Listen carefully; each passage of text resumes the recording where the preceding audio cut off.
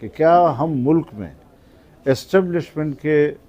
رضامندی کے بغیر کوئی تحریک نہیں چلا سکتے؟ کیا ہمارا ہر الیکشن ان کی مرضی سے ہوگا؟ کیا ہمارے ہر الیکشن کا نتیجہ ان کی مرضی سے ہوگا؟ اس کے خلاف جنگ لڑنی ہے، اور اگر قوم نہیں اٹھے گی اور قوم اپنے اس ووٹ کو تحفظ نہیں فراہم کرے گی تو پھر ہم مسلسل غلامی کی طرف جا رہے ہیں، اور ایک سرکاری محکمہ وہ ہمارا حاکم ہو اور ہم جو آئین میں حکمران کہلاتے ہیں، پارلیمنٹ جو حکمران کہلاتی ہے، وہ ماتحت ادارے کی شکل اختیار کر لے، یہ چیز کسی قیمت پر ہمیں قابل قبول نہیں ہے۔ اب ہم اپنی جماعت کے طور پر ہم نے اب تک 3 جلسے کیے ہیں، 3 عوامی اسمبلیاں کی ہیں، اور عوام کا جو اس پہ رد عمل تھا بہت ہی حوصلہ افزا تھا، اور انشاءاللہ آپ 1 جون کو مظفر گڑھ میں بھی اسی طرح کا عوام کا ایک رد عمل دیکھیں گے، کس طرح وہ اس جلسے میں آتے ہیں، اور یہ ہوتا ہے کہ آپ اپنا موقف جو ہے وہ دنیا کے سامنے بھیج رہے ہیں، اور انشاءاللہ اس میں ہم کوئی کمی نہیں دکھائیں گے انشاءاللہ۔ موجودہ حکومت کی عمر سر آپ کتنی دیکھ رہے ہیں؟ موجودہ حکومت کی سر عمر کتنی دیکھ رہے ہیں؟ میرے خیال میں حکومت ہے ہی نہیں، بس کچھ لوگوں کو اچھے مناصب مل گئے ہیں، اس کو انجوائے کرتے رہیں گے، باقی کچھ نہیں ہے۔ مولانا صاحب، آپ نے ہمیشہ ایک مفاہمت کی سیاست کی، اور آپ کا نام اس لحاظ سے بڑا قابل قدر نظر سے دیکھا جاتا ہے کہ آپ مفاہمت کے زرداری صاحب کے بعد آپ بھی مفاہمت کے باش ہیں، تو ابھی کوئی مستقبل میں ہے اس طرح کا کوئی چانس کہ آپ دوبارہ نون لیگ کے ساتھ جو ہے مفاہمت کریں؟ دیکھیے، لفظ مفاہمت ہے تو اچھا لفظ، برا لفظ تو نہیں ہے، لیکن جب اپنے ہی چھوڑ کے چلے جائیں تو پھر یہ ہے وہ وقت کہ ہم اپنے موقف پہ ڈٹے رہیں، اور انشاءاللہ قوم ہمارے ساتھ ہے اور رہے گی انشاءاللہ، اور اس ملک میں ظاہر ہے کہ ہم تو جب جمہوریت پہ یقین رکھتے ہیں، جب آئین کا ہم نے حلف اٹھایا ہوا ہے تو پھر آئین کو بالادست ہونا چاہیے، آئینی اداروں کو بالادست ہونا چاہیے، یہ نہیں کہ اسٹیبلشمنٹ جو ہے وہ ملازم بھی ہو اور وہ حاکم بھی ہو، بیک وقت 2 چیزیں نہیں ہو سکتی۔ مولانا صاحب، بڑی باتیں ہو رہی ہیں اسلام آباد میں کہ پی ٹی آئی دوبارہ جو ہے اسٹیبلشمنٹ کے ساتھ معاہدہ کرنے جا رہی ہے، بات چیت کرنے جا رہی ہے، کس نظر سے دیکھتے ہیں کہ اگر یہ تحریک انصاف اسی طرف ڈگر پہ چل پڑتی ہے تو ایک جس طرح تحریک چلانے جا رہے ہیں آپ، تو کامیاب تحریک نظر نہیں آتی؟ کیونکہ اصل میں اسی بیٹا، میں مولانا صاحب ایڈ کیجیے گا، ابھی تھوڑی دیر پہلے اسلام آباد ہائی کورٹ کا فیصلہ آیا، 190 ملین پاؤنڈ میں عمران خان کی ضمانت لے لی گئی ہے، تو اس فیصلے کو آپ کس نظر سے دیکھ رہے ہیں؟ اس کو بھی ذرا عدالت کا فیصلہ ہے، عدالت کو اختیار حاصل ہے، اس پہ میں خود تو مدعی نہیں ہوں اس کے خلاف۔ لیکن جو مفاہمت چل رہی ہے اندرون خانہ آپس میں اسلام آباد میں بات، اندرون خانہ اگر آپ کے پاس کوئی معلومات ہو تو مجھے بھی فراہم کر دیں، میں آپ کا شکر گزار رہوں گا۔ مولانا صاحب، اگر آپ الیکشن جیتے تو پھر جیتتے ہیں تو پھر صحیح تھا الیکشن، یا اب میں پچھلی دفعہ نہیں جیتا تھا، اب کہ جیتا ہوں،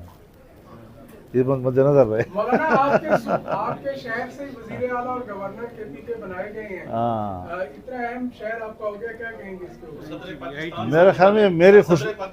میری خوش قسمتی ہے کہ میرا مد مقابل جو ہے وہ دونوں بڑے منصب لے رہا ہے، اور ایک صوبے کا گورنر اور وزیر اعلیٰ میرے حلقے سے ہیں، جو جیتے نہیں ہیں لیکن بس ہیں۔ جب حکومت سازی ہو رہی تھی تو جی، جب یہ حکومت سازی ہو رہی تھی جنرل الیکشن کے بعد، تو کسی اسٹیج پہ آپ کو بھی صدر پاکستان کی آفر ہوئی تھی؟ صدر پاکستان کے آفر نہیں ہوا کرتی تھی، یہ غلط بات ہے کہ میں ایسی پالیٹکس کروں کہ جس میں ہم آفرز کی بنیاد پر چیزیں قبول کریں گے۔ کون ہوتا ہے جو مجھے صدارت کا آفر کرتا ہے؟ کون ہوتا ہے جو مجھے وزیر اعظم کا آفر کرتا ہے؟ ہوتا کون ہے جو مجھے وزیر اعلیٰ کا آفر کرتا ہے؟ عوام اگر مجھے ووٹ دے گی اور میں اس پوزیشن میں ہوں تو میں صدر بھی بنوں گا، میں وزیر اعظم بھی بنوں گا،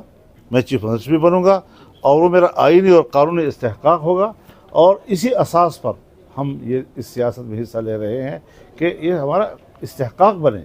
اور یہ کہ 5 سیٹوں کے ساتھ میں کہوں کہ اب میں صدر بن جاؤں، یہ کوئی میری سیاست تو نہیں ہو سکتی پھر جی۔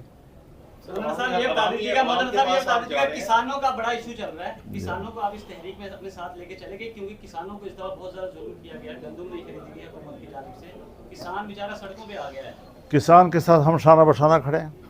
اور قدم قدم بھر ان کے ساتھ ہیں، بہت مظلوم ہے اس وقت، خاص طور پر پنجاب کا جو کسان ہے، यानी आपके पास अगर 45 लाख टन गंदम मौजूद है,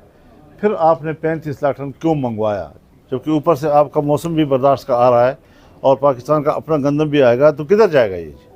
लिहाजा आम किसान के साथ जो जुल्म किया गया है इस वक्त, इसका पूछ गछ भी होना चाहिए ना। यानी सिर्फ ये तो नहीं कि किसान पर जुल्म हो गया, अब किसान के रोने में हम उनके साथ शरीक हो जाएं, किसान के एहतजाज में हम उनके साथ शरीक हो जाएं। जिन्होंने ये जुल्म किया है उनका मुहासबा क्यों नहीं किया जा रहा? सर साहब के पास आप जा रहे हैं, सर मुख्तलिफ आप से कर रहे हैं, ये बताइएगा सर माजी के तनाजुर में आपने कोई टारगेट भी सेट किया, क्या अचीव करना चाहते हैं सर माजी के तनाजुर में? हज़रत, जो हमारे मुतालबे हैं कि असरनो इलेक्शन हो, हुकूमत मुस्ताफ़ी हो जाए और फ़ौज इलेक्शन से दूर रहे, किसी एजेंसी का इलेक्शन से कोई ताल्लुक़ नहीं होगा। इलेक्शन को इतना बदनाम कर दिया है कि इसको इलेक्शन कहना ही नाजायज़ है, इलेक्शन कहना इसको नाजायज़ है, जहाँ पर उम्मीदवारों से करोड़ों करोड़ों रुपए लिए जाते रहे हों, जहाँ एक एक सूबे से अरबों अरबों रुपए लेके चले जाते हों, जहाज़ भर भर के जा रहे हों, असम्बलियाँ बिक रही हैं और कैंडिडेट बेचारे दर बदर हैं, तो ये इलेक्शन होता है जी?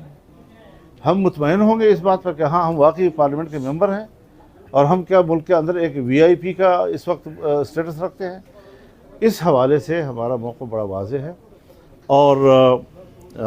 हम जो कुछ कह चुके हैं इंशाअल्लाह इसी जगह पे मामला को पहुंचाएंगे कि मामला ठीक हो जाए मुल्क की। मौलाना साहब, आलमी जो सियासत है उस पर भी आपकी बड़ी गहरी नज़र है। आज से 2 रोज़ कबल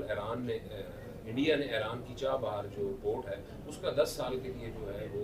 ले लिया, उसका कब्जा लिया है और 10 साल का एग्रीमेंट हुआ है।